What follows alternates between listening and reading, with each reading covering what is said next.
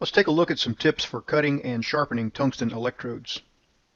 When I was first learning to weld, I don't ever remember using anything but the long back cap and a full-length electrode. And that kind of makes sense because they're a lot easier to hold in your hand and sharpen, and you can get more out of an electrode if you never have to cut it. But once you start welding real parts, things are always in your way, and you're going to have to shorten that torch and cut the electrode.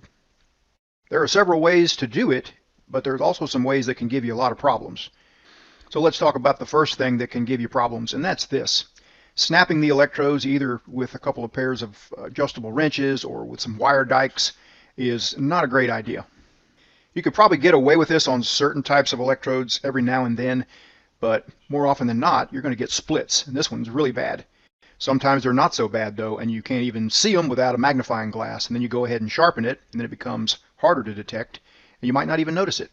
In fact, if you're just welding on DC on something that's not all that critical, you might not even notice it once you light up on DC. But it's split. We'll take a look at that now. I'm going to light up on a little chunk of aluminum, both on DC and on AC. I know I'm not going to weld this. I'm just lighting up on it, using the same material for DCEN as well as AC just to keep things the same. But you can see the split there if you look close enough.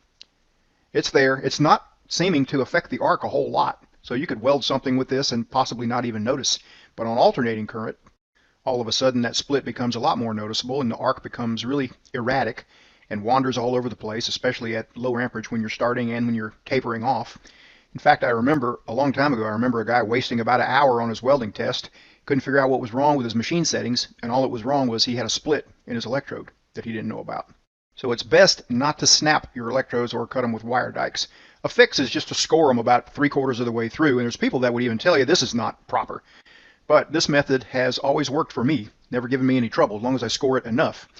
Probably a better method would be a diamond wheel like this. I don't know if they're going to discontinue them or not, but even on a low RPM drill motor, in about 30 seconds you can score it about 3/4 of the way through where it easily snaps and it doesn't split. Now let's take them over and sharpen them up on this CK Turbo Sharp tungsten grinder. Now I know not everybody is doing the kind of work that warrants spending money on a dedicated tungsten grinder like this, but I also know people that have them now and wish they got them sooner because it makes a lot of difference in their efficiency, their consistency. Some of those friends are doing work inside food service plants where they're really strict on dust, and it keeps the safety man away. Now I have sharpened an awful lot of electrodes doing this right here. But I didn't need to light up on a razor blade or anything. It was usually scratch start on pipe, both carbon and stainless. But let's take a look at some low amperage starts comparing these two grinds here. This is the Turbo Sharp grind with a diamond wheel, nice fine finish. And using a machine with a 5 amp start, that's a nice crisp start. No real instability or arc wandering going on there. Now let's compare that to sideways scratches that are done with a rough hard rock.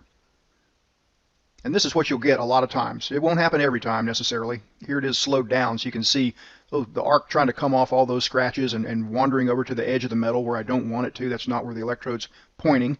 But that's why all the textbooks and information out there will recommend having all your grinding scratches running lengthwise.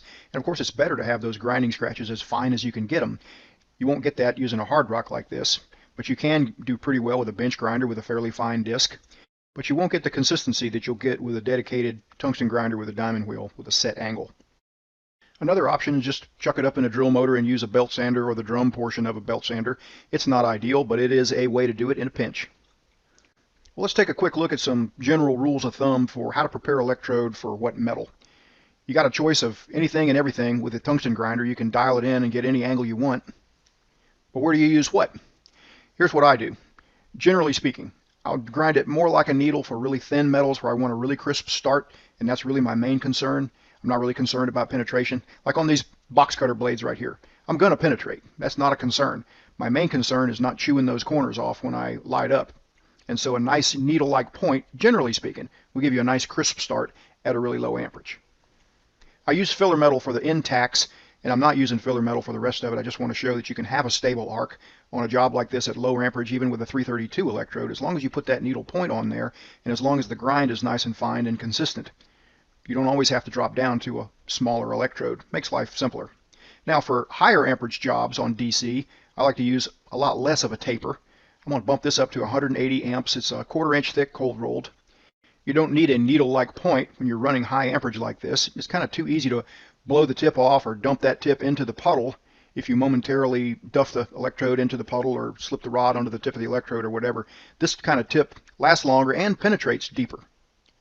Kind of counterintuitive, I know. So anyway, rule of thumb on how to prep the electrodes for different thickness metal, for me anyway, I sharpen it more like a needle with a lot of taper if I need crisp arc starts at low amperage, and I use a lot less taper for higher amperage and thicker metal.